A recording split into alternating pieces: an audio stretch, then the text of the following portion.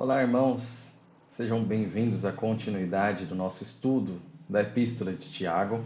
E nós vamos prosseguir esse estudo que tem por tema aí as práticas da perseverança, uma fé viva. Então, que nós sejamos os que se atentam para essas práticas e realmente exibem uma fé viva, aprovada por Deus. Então, Tiago vai trazer muito sobre a maturidade dentro dessa fé viva, dentro dessa conduta cristã. E tudo que nós temos visto até agora já dão todo o embasamento inicial de Tiago para nós realmente termos uma prática cristã saudável. Porque aqueles irmãos, aqueles judeus que estavam vivendo aquelas provações, aqueles problemas e turbulências, agora já tem toda a informação dada por Tiago de como fazer, como encarar tudo isso. Então, sobre o que nós falamos até agora, basicamente falamos sobre essas provações, sobre gratidão em meio às provações, alegria em meio às provações, sobre sabedoria que devemos ter nas tribulações e como pedi-la, sermos esperançosos, realmente termos os olhos naquilo que nos exalta, que é Cristo e a salvação em Cristo. Então, seja de ricos na sua humilhação, seja de pobres na sua exaltação. Essa é a verdadeira glória. Então, nós precisamos focar na glória que vem de Deus. E de Deus em si não vem a tentação. E focando em tentação, ele disse sobre a nossa necessidade de guerrear. E aprendemos muito, guerrear contra o mal, guerrear contra os nossos maus desejos. Então fica muito mais evidente o quanto nós necessitamos da oração dominical, daquela oração do Pai Nosso, dizendo: livra-nos do mal. Então, livra-nos de pecar, livra-nos do mal que está à espreita. Então, nos livra das tentações, nos livre e nos evite cair em tentações. Então, tudo isso sendo a nossa força em Deus, nosso pedido de vencermos e a nossa guerra contra o pecado. E concluindo o que nós já vimos sobre Deus sendo a fonte, o autor e o doador de todo o bem. Então, todo o bem vem de Deus. E isso também, inclusive, a nossa salvação, vem exclusivamente de Deus. Então, de tudo que nós falamos até agora, tudo isso deve, na ótica de Tiago, ser base para as práticas que ele vai introduzir aqui, que vai cobrar desses irmãos aqui as ordens da vida cristã. Então, se atentando para essas ordens da vida cristã, nós temos versículos 19 e versículo 20. Versículo 19 e versículo 20 que diz: Meus amados irmãos, tenham isto em mente. Sejam todos prontos para ouvir, tardios para falar e tardios para irar-se. Pois a ira do homem não produz a justiça de Deus. Então, esses dois versículos são de uma base gigante, não só de motivo, mas ação. Então, nós temos uma postura necessária sendo narrada aqui, como nós devemos ser, e o motivo grandioso de nós devermos entender essa postura. Então, nós temos aí uma separação, primeiro falando, meus amados irmãos, como nós já vimos, essa chamada de atenção, tenham isso em mente. E aí ele traz toda essa informação de sejam todos prontos para ouvir, mas tardios para falar e tardios para irar-se. Então ele separa a prontidão e o que você deve estar pronto para fazer, o que você deve aguardar para fazer. E o motivo, pois a ira do homem não produz a justiça de Deus. Então, basicamente isso, de uma profundidade gigantesca, esses dois versículos. Se nós nos atentarmos para o que nós vimos já no versículo 16, foi justamente essa informação que nós tratamos lá.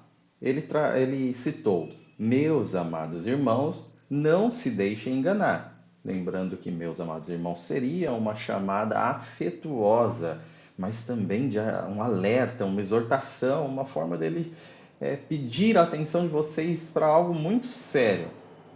Então, ele traz, não se deixe enganar no versículo 16, agora ele muda no versículo 19, mas mantém essa estrutura. Meus amados irmãos, tenham isso em mente. Então, continua com a mesma chamada afetuosa que ele vai utilizar ainda mais durante essa carta, mas ele fala agora, tenham isso em mente.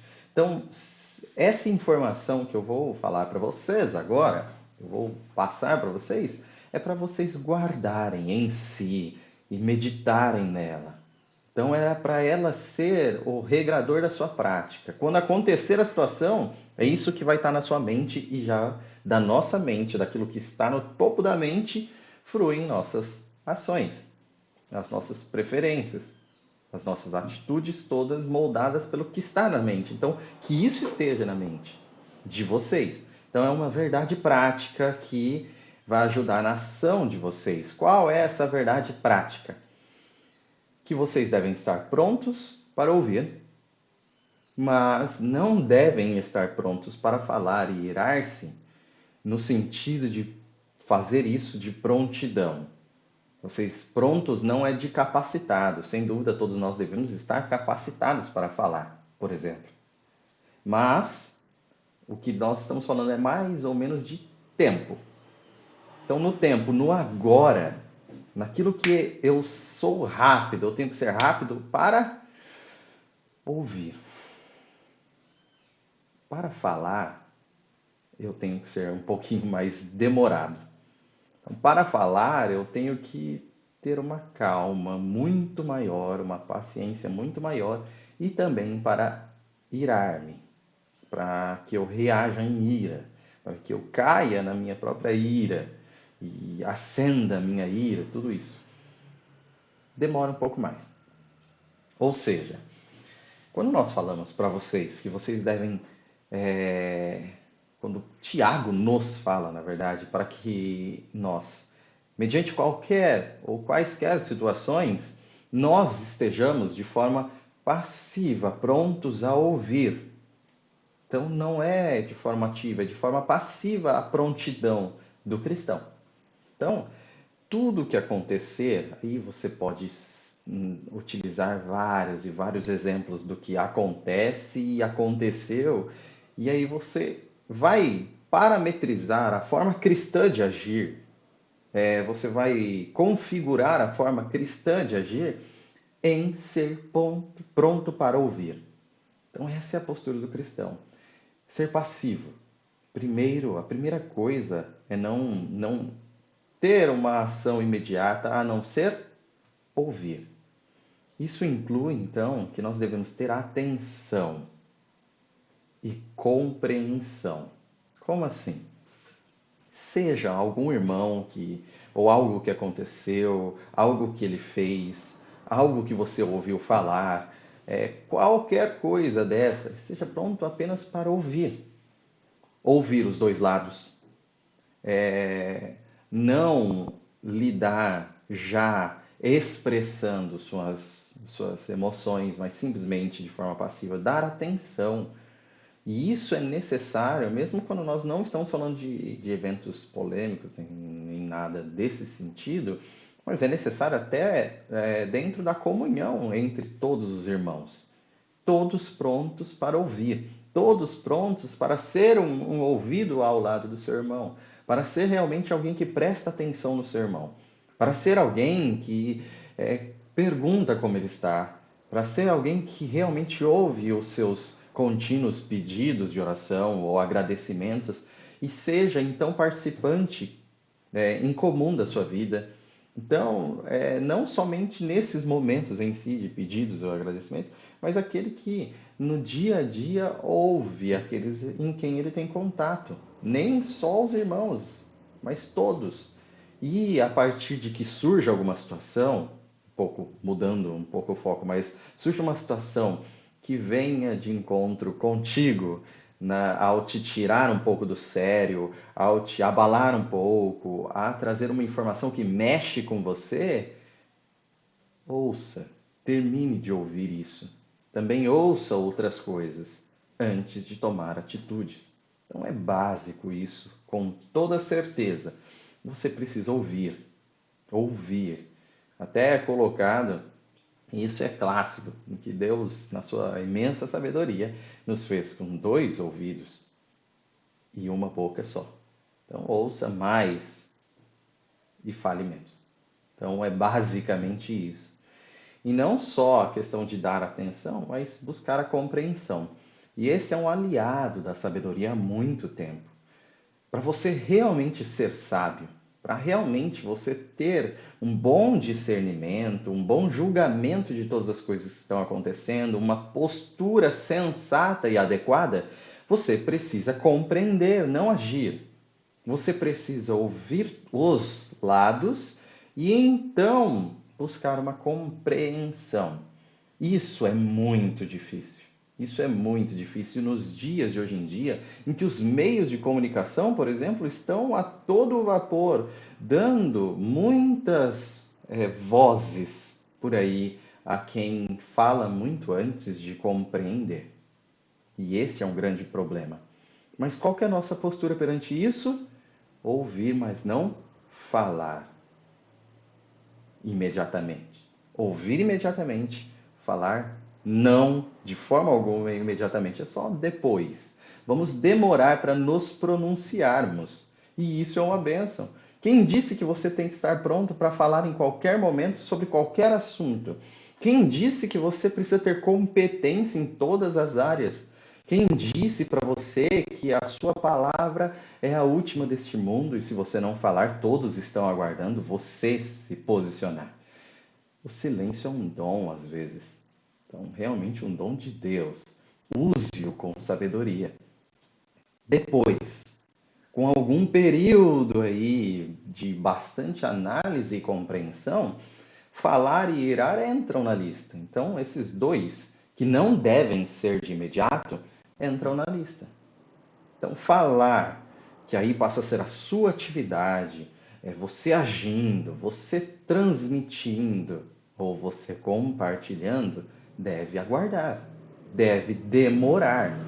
Então, essa sua contribuição, agora eu farei a minha contribuição para propagar, então, o meu conhecimento, que a minha posição, a minha postura, ou simplesmente eu vou me expressar, eu vou falar aquilo que eu senti. Tudo isso não é só do falar, isso também é do irar. E o irar e o falar às vezes podem caminhar juntos, porque se você for pronto para irar e pronto para falar, você falará da sua ira.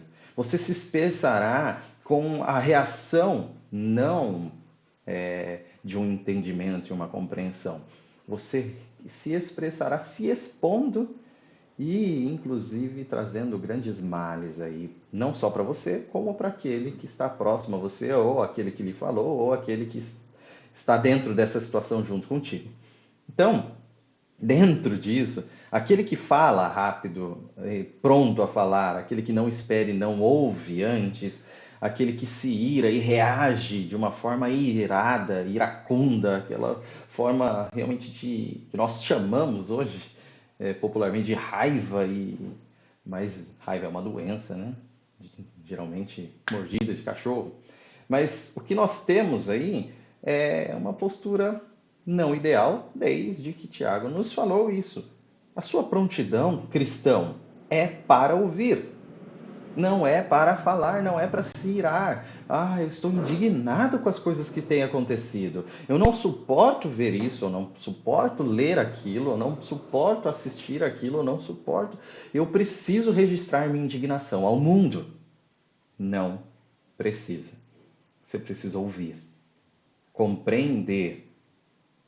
Aguarde para se irar. Aguarde para falar. Se todos nós nos mantivermos assim, a sabedoria jaz à porta. A sensatez será nossa companheira. A paciência será um alvo muito mais fácil de alcançarmos. Precisamos entender que as nossas contribuições e as nossas expressões não são a única coisa que o mundo está esperando. Então, aguarde, seja oportuno, seja assertivo, é uma palavra também, faça no tempo certo, da maneira certa, depois de atenção e compreensão, mastigar a informação e se posicionar de uma forma melhor. Então, nós temos vários e vários provérbios, por exemplo, que falam sobre isso. Os sábios que escreveram e falaram desses provérbios, o mais sábio aí que nós conhecemos dos pecadores dessa terra, Salomão, que disse também em vários provérbios, todos eles trazem e compilam esse livro de provérbios, falando basicamente de todos os aspectos da nossa vida, falando como seria um ideal aí de sabedoria para vários momentos.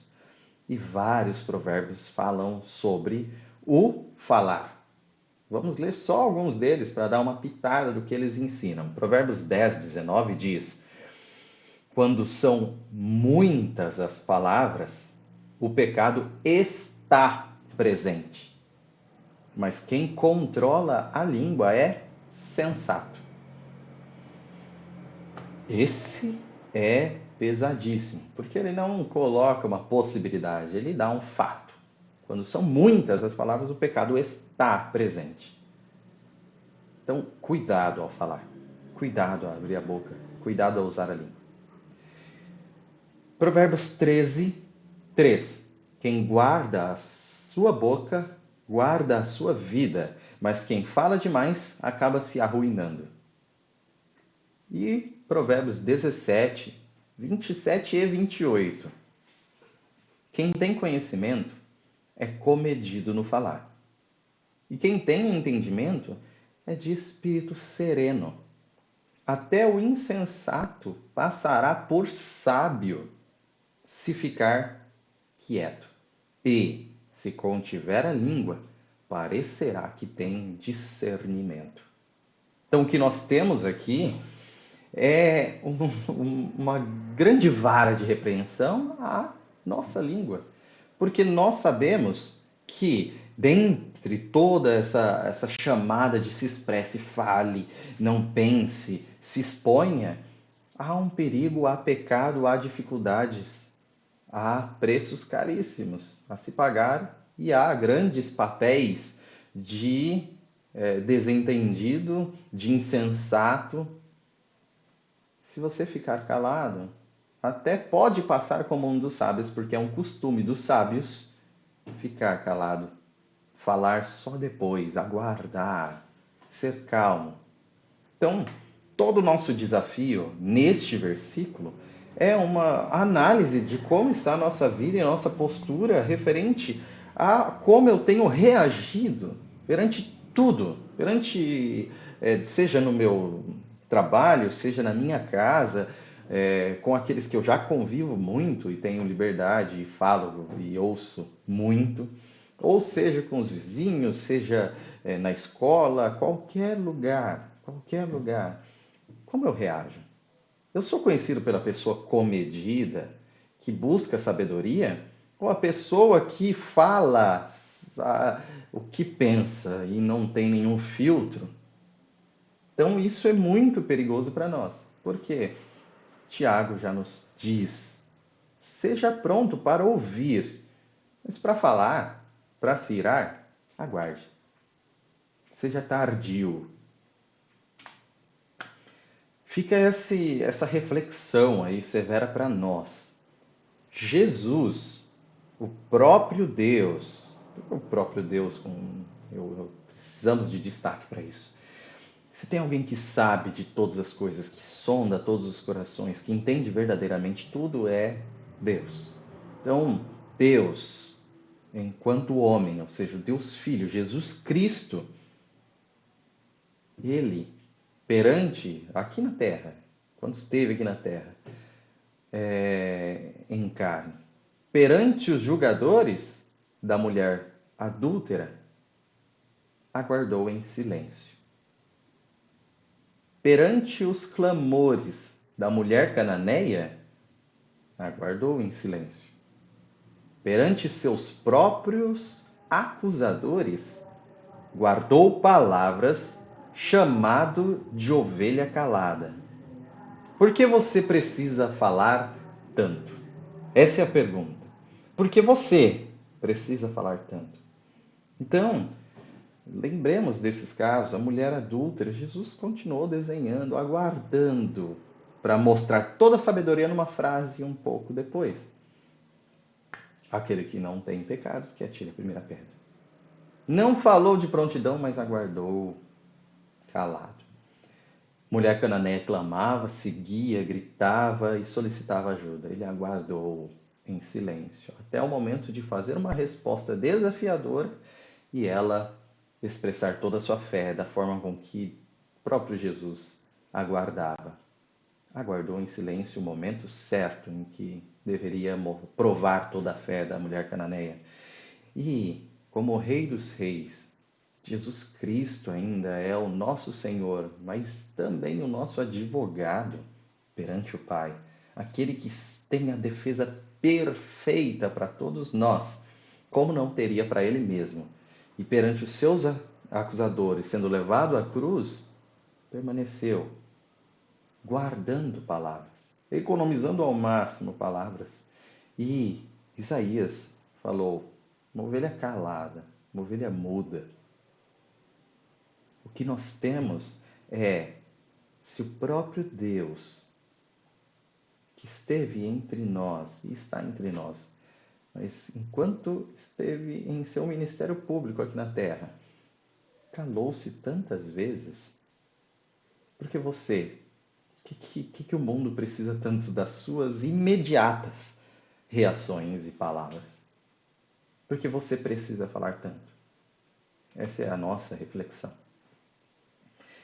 E aí, o argumento que Tiago usa, o argumento que ele usa para que nós entendamos essa postura de ser tardio para falar e para irar-se, mais prontos para ouvir, ele fala: pois, porque o motivo é que a ira dos homens não produz a justiça de Deus. A ira dos homens não produz a justiça de Deus. Então essa é uma grande humilhação para nós, tá? Bem claramente falando, é uma grande humilhação. A nossa reação não é a reação de Deus. Nós não somos o parâmetro da ação de Deus, de forma alguma. Então, acalma. Se acalma. Esse é o desafio a você. Por quê? A ira dos homens, vamos entender a ira dos homens. A ira dos homens, a sua reação, a sua vingança, a sua ira, aquilo que você faz de retaliação aos atos, de vingança aos atos das pessoas, a sua ira acesa e realmente que arde do jeito que você age. Não, de forma alguma, ela não produz a justiça de Deus. Ela não pode ser comparada ao juízo de Deus. Como assim? Você pode achar que, se o mal está acontecendo, você será o grande vingador do mal. Você pode achar que você vai reagir adequadamente. Se seu chefe te maltrata, se alguém faz uma injustiça, você vai ser o vigilante, vai vestir uma capa e sair aí fazendo justiça. Não. A sua ira contra o mal, ela é pecaminosa. O seu senso de justiça, turbulento. Não ache que você é o pilar da justiça desse mundo, que você aqui, agindo conforme a sua justa ira, produz a justiça de Deus nesse mundo. Não, não. Não acredite nisso. Seja um pouquinho mais humilde para entender que a ira dos homens não produz a justiça de Deus. Entendam quem é Deus como juiz, quem é Deus como digno juiz. Deus sabe de todas as coisas. Ele sabe tudo que aconteceu, que está acontecendo, o que acontecerá, não só perante os nossos olhos, mas aquilo até que os nossos olhos não podem ver. Ele sonda corações, sonda pensamentos, intenções, e ele tem, então, conhecimento total para um julgamento justo. Todas as coisas estão nuas e patentes perante ele. Estão claras e limpas perante ele, para que ele enxergue justamente todas as coisas. Com justiça mesmo. E ele tem poder o suficiente para dar o castigo necessário. Então, ele conhecendo e sabendo que o pecado é uma ação contra a dignidade do infinito Deus, do infinitamente poderoso Deus e digno infinitamente do nosso louvor e adoração, os nossos pecados geram uma demanda mesmo de infinita punição perante Deus. Só Ele tem poder para tomar essa atitude. Só Ele tem poder para vingar adequadamente. Então, por isso, Deus diz: minha é a vingança. Minha é a vingança. Eu retribuirei. Deus diz isso. E ele tem a santidade total para fazer isso tudo.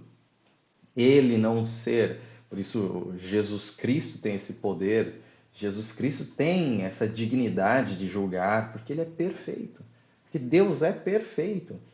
Ele tem total santidade, a tal ponto de ele não vai varrer para baixo do pano nenhum pecado. Todos os pecados serão punidos. Ou em Cristo, se você crê nele, e será liberto de você mesmo pagar, ou no inferno, para toda a eternidade, no lago de fogo que arde, se você não crer nele.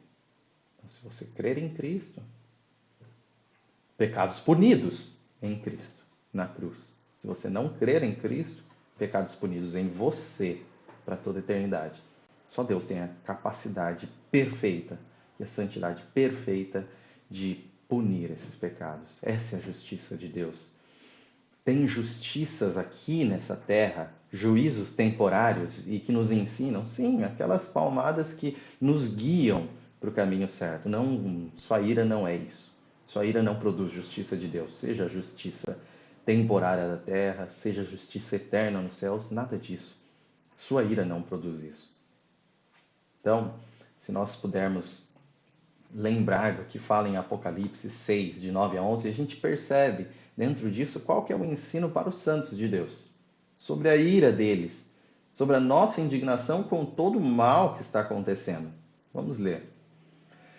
Quando ele abriu o quinto selo, vi debaixo do altar as almas daqueles que haviam sido mortos por causa da palavra de Deus e do testemunho que deram. Eles clamavam em alta voz: até quando, ó soberano, santo e verdadeiro, esperarás para julgar os habitantes da terra e vingar o nosso sangue? Então cada um deles recebeu uma veste branca, e foi-lhes dito que esperassem um pouco mais, até que se completasse o número dos seus conservos e irmãos, que deveriam ser mortos como eles. Então, a retribuição haverá. Nós temos certeza disso. Dentro deste enredo, vamos só aproveitar, nós temos aí os mártires, pessoas que morreram por causa do testemunho da palavra de Deus. Então morreram por causa disso. Pessoas mataram estes cristãos por causa da palavra de Deus. E debaixo do altar, eles clamam a Deus: quando veremos nossa vingança?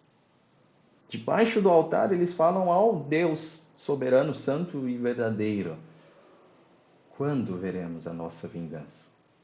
Então a postura não é simplesmente de eu vou em vida não vingar, porque a vingança nunca haverá. Não, eu não vou vingar e vou viver mesmo até o ponto de morrer por Cristo e como Cristo deseja que eu seja. Mas haverá vingança. Estes que clamam e entregam a vingança a Deus, estes sim recebem uma veste branca, e aguardam o tempo onde todo o sofrimento já vai ter sido concedido a todos os conservos e irmãos destes. Talvez alguns de nós, se Deus quiser, Ainda sofreremos e morreremos pelo Evangelho, se Deus quiser. E quando chegar o número total destes, chegará a vingança do próprio Deus. Então, o que nós temos dentro disso é um acalme-se. Você não é o pilar da justiça. Então, não reaja. Não tente falar como se fosse consertar todas as coisas sem pensar antes. Acalme-se. Vamos entender. Aos destinatários, como isso tudo tem se soado para eles, como isso tudo tem se aplicado. Lembrem-se, eles estavam em algumas provações de terem que. Eles foram dispersos em várias nações e alguns deles, pelo enredo desse livro, pelas exortações desse livro, estavam em alguns trabalhos contratados onde eles eram explorados e passavam algumas dificuldades financeiras por causa disso. Então, se você deve ser pronto para ouvir, tardio para falar, tardio para se irar, essa repreensão dura aos ouvidos deles, e falando que a ira deles não é a justiça de Deus, então ele está falando para eles que eles não devem eles mesmos tomar a atitude de punir os seus patrões, eles mesmos se rebelarem contra os seus contratantes. Não. Ele fala para eles se aguardarem, já deu a base para eles se orgulharem da exaltação deles em Cristo e mostrar que a nossa humilhação faz parte do processo. Sim. Então, ele está falando a eles, não reajam na ira. Não façam isso. Devem ouvir antes de reagir. E estes versículos que nós tínhamos lido até a última aula, dos 5 aos 18, são e formam base do que eles deveriam ouvir. E confiar em Deus na tribulação, na dificuldade, na provação. Então, se eles agiram antes de se atentar para essa palavra de Tiago, eles estão errados. Então ouçam primeiro. E ouvir não é só essa questão de ouvir os dois lados e definir. É ouça a palavra de Deus. Ouça o Evangelho. Ouça o que o Espírito diz a você. Ouça o que Cristo diz a você. Então, ouça isso e aí você terá mastigado o suficiente, buscado sabedoria o suficiente para agir. E saiba e tenha isso em mente, a justiça virá. Então, isso que era aplicado aos destinatários originais da carta, quem ele estava escrevendo aos judeus cristãos naquela situação, vem a nós, aí, trazido pelo Espírito Santo a nós, de uma forma a nos ensinar muito sobre nós mesmos, como nós devemos agir ou não reagir. Ouçam, estejam prontos para ouvir a palavra de Deus, e os versículos vão evoluir para isso. Como a palavra tem sido, qual é a nossa postura perante a palavra de Deus. Ouçam, não sejam prontos para falar, não sejam prontos para irar-se. Decore esse versículo. Decore esse versículo. Então, meus irmãos, decorem esse versículo.